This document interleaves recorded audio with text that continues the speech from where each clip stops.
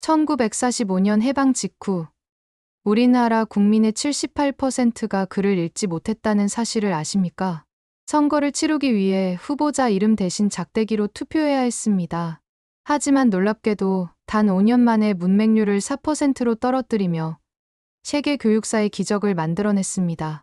그리고 오늘날 35만 명이 우리 한글을 배우기 위해 한국어 능력 시험을 치르고 전 세계인이 K-팝을 들으며 K-드라마를 감상하는 문화 강국이 되었습니다. 오늘 여러분께 들려드릴 이야기는 우리나라가 어떻게 문맹의 어둠에서 벗어나 세계적인 문화 강국이 되었는지에 대한 놀라운 여정입니다. 안녕하세요.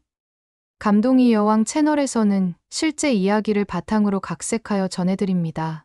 좋아요와 구독으로 응원 부탁드립니다. 조선시대, 우리에게는 분명 세계에서 가장 과학적이고 체계적인 문자가 있었습니다. 바로 세종대왕님이 창제하신 훈민정음이죠. 하지만 이 훌륭한 문자는 정작 백성들의 언어가 되지 못했습니다. 왜 그랬을까요? 당시 양반 지식층들은 오직 한문만을 진정한 학문의 통로로 여겼습니다. 그들에게 한글은 언문, 즉 상놈들이나 쓰는 글자에 불과했어요. 한문을 모르면 지식인으로 인정받을 수 없었고 관직에 나아갈 수도 없었죠. 이런 사회적 편견 때문에 훈민정음은 창제된 지 400여 년이 지나도록 제대로 된 대우를 받지 못했습니다. 그 결과 조선 사회의 90%에 달하는 백성들이 문맹 상태에 머물렀어요. 글을 읽지 못한다는 것은 단순히 책을 볼 수 없다는 문제가 아니었습니다. 그것은 지식과 정보, 그리고 권력에서 완전히 배제되는 것을 의미했죠. 신분제 사회에서 문자는 또 하나의 견고한 벽이 되어 계층 간 격차를 더욱 벌려놓았습니다. 이렇게 우리는 위대한 문자인 한글을 두고도 이를 제대로 배워볼 기회를 가지지 못한 채 조선을 뒤로하고 대한제국을 맞이한 것입니다. 문자를 모른다는 것이 어떤 의미인지 상상할 수 있으신가요? 단순히 책을 읽지 못하는 불편함을 넘어서 그것은 사회 전체를 옭아매는 거대한 족쇄였습니다. 먼저 농민들의 삶을 보겠습니다. 새로운 농법이나 개량된 씨앗에 대한 정보가 아무리 좋아도 글을 모르면 그 지식을 얻을 수 없었어요. 입에서 입으로 전해지는 경험담에만 의존해야 했죠. 결국 생산성 향상에는 한계가 있을 수밖에 없었습니다. 창업 분야는 더욱 심각했습니다. 상인들이 계약서나 거래 문서를 제대로 이해하지 못하니 불공정한 거래에 속아 넘어가는 일이 부지기수였어요. 장부를 정확히 작성할 수 없어 사업 규모를 키우는데도 어려움이 많았죠. 특히 여성들의 상황은 더욱 절망적이었습니다. 남성도 문맹률이 높은 상황에서 여성에게는 교육의 기회조차 주어지지 않았거든요. 집안의 경제나 자녀 교육에 관한 정보를 글로 접할 수 없어 가정 내에서도 제 역할을 충분히 발휘하기 어려웠습니다. 이런 상황에서 국가 차원의 발전은 기대하기 힘들었어요. 백성들이 새로운 지식을 받아들이고 활용할 수 있는 토대가 부족했으니까요. 문맹은 개인의 불행을 넘어서 국가 전체의 성장을 가로막는 거대한 장벽이 되어 있었습니다. 하지만 절망적인 현실 속에서도 변화의 씨앗은 조용히 움트고 있었습니다. 19세기 말부터 20세기 초, 조선의 낡은 문자 질서에 도전하는 사람들이 나타나기 시작했어요. 가장 주목할 만한 인물 중 하나는 미국인 선교사 호머 헐버트였습니다. 그는 1886년 조선에 와서 한글의 우수성을 누구보다 먼저 알아봤어요. 헐버트는 1889년 3인필지라는 순한글 지리 교과서를 출간했습니다. 이 책은 세계 각국의 지리와 문화를 한글로만 설명한 최초의 근대식 교재였죠. 그는 또한 한영사전을 편찬하며 조선의 문자야말로 세계에서 가장 편리하고 과학적인 문자라고 강조했습니다. 외국인의 입에서 나온 이런 평가는 당시 조선 지식인들에게 큰 충격을 주었어요. 국내에서도 개혁의 목소리가 높아졌습니다. 윤치호는 1896년 독립신문 창간에 참여하면서 서구식 띄어쓰기를 한글에 도입하자고 주장했어요. 기존에는 한글을 붙여 써서 읽기가 어려웠는데 단어 사이를 띄었으면 훨씬 읽기 쉬워진다는 것이었죠. 단순한 표기법 개선이 아니라 한글의 실용성을 혁신적으로 높이는 제안이었습니다. 주시경과 같은 국어학자들도 중요한 역할을 했습니다. 그는 1906년 국어문법을 펴내며 한글 맞춤법을 체계화하려고 노력했어요. 또한 한글학회의 전신인 조선어학회 활동을 통해 우리말과 글의 과학적 연구를 이끌었습니다. 언론계에서도 변화가 일어났습니다. 1883년 창간된 한성순보를 시작으로 독립신문, 황성신문 등이 한글 기사를 대폭 늘려갔어요.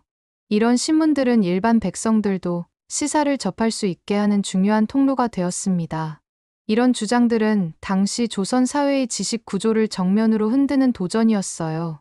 한문 중심의 학문 체계에 익숙한 기득권층에게는 받아들이기 어려운 변화였죠.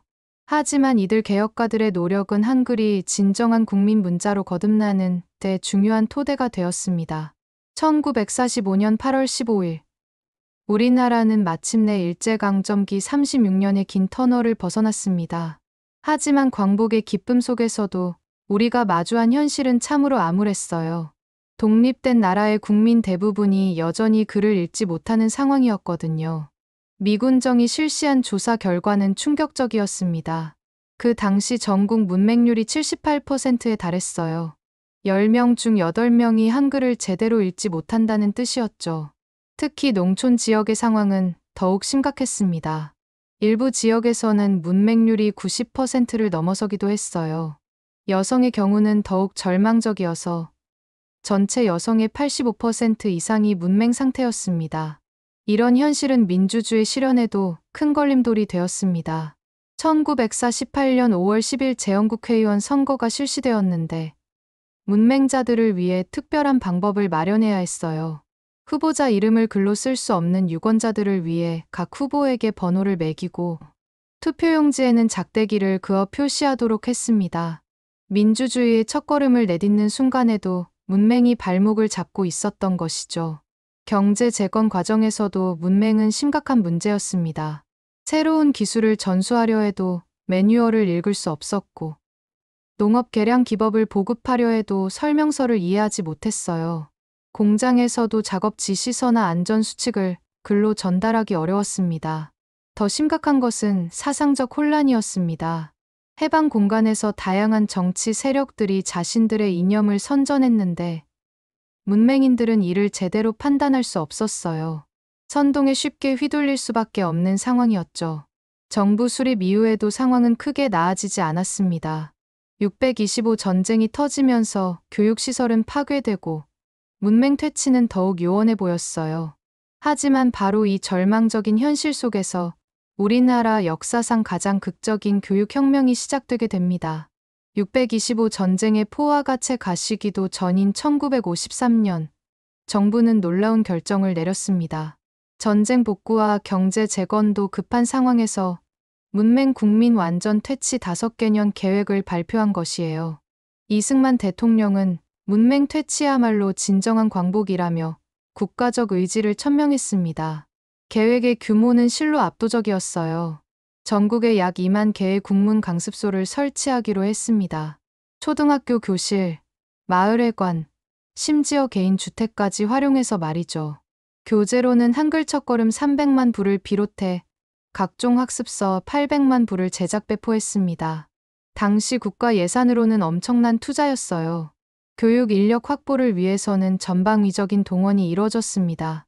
초등학교와 중학교 교사들은 물론이고 대학생들도 자원봉사로 참여했어요. 군인과 경찰관들도 각자 담당 지역에서 문맹 퇴치 교육을 맡았죠.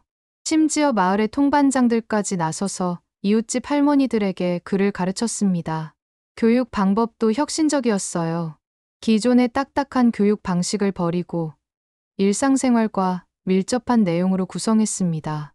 농민들에게는 농사와 관련된 글자를, 상인들에게는 장사에 필요한 계산법을, 주부들에게는 가정관리에 도움이 되는 내용을 중심으로 가르쳤어요.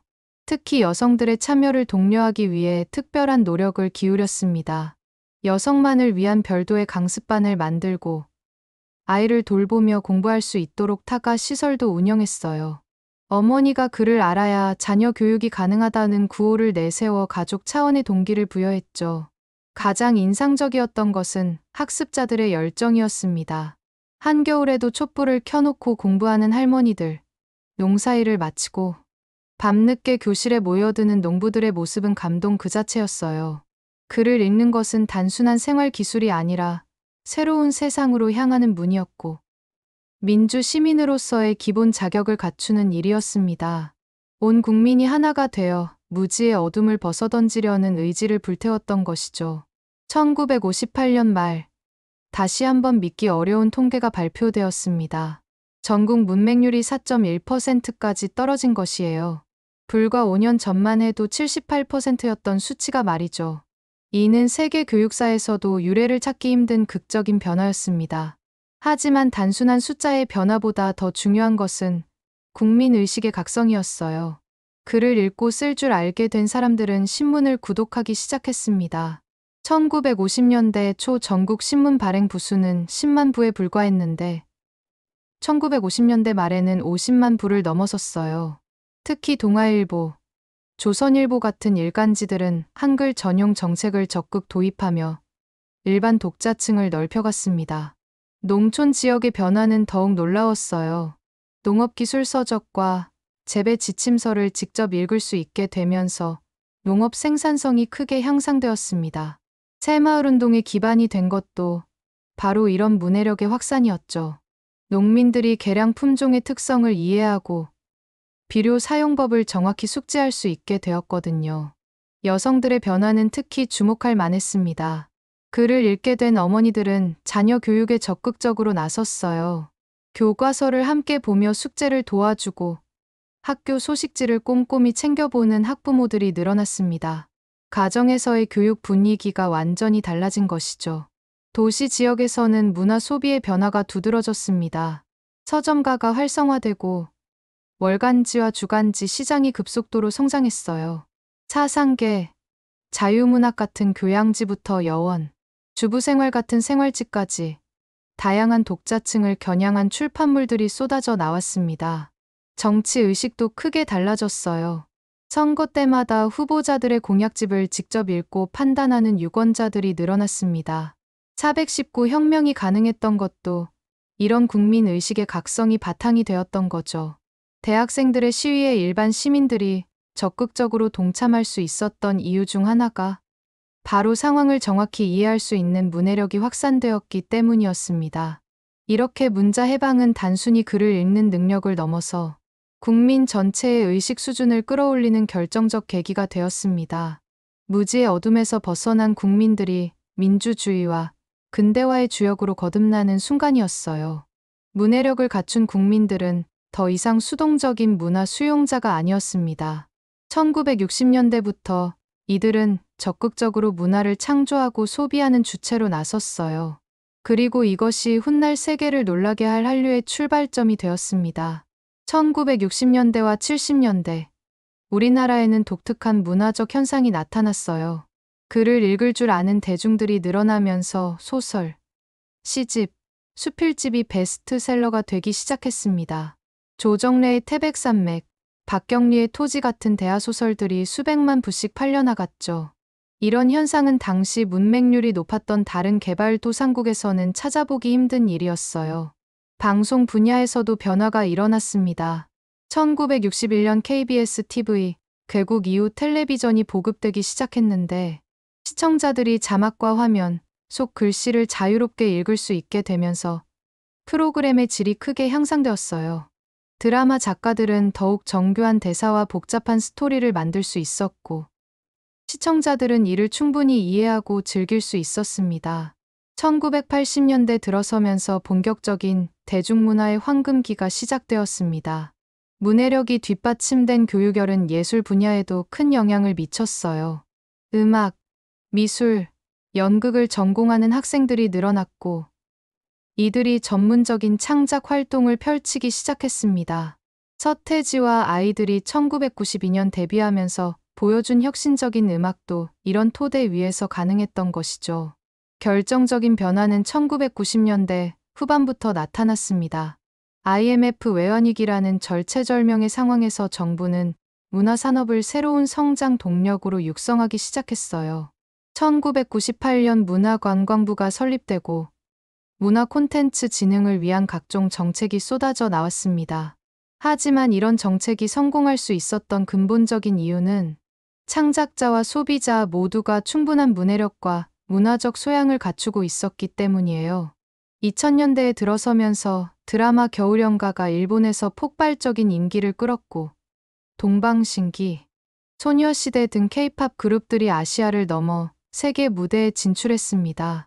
2012년 싸이의 강남스타일은 전 세계적인 신드롬을 일으켰고 최근에는 BTS와 블랙핑크가 빌보드 차트 정상을 차지하며 한류의 절정을 보여주고 있습니다. 이 모든 성취의 뿌리를 거슬러 올라가 보면 1950년대 문맹 퇴치 운동으로 시작된 집단적 각성이 있었습니다.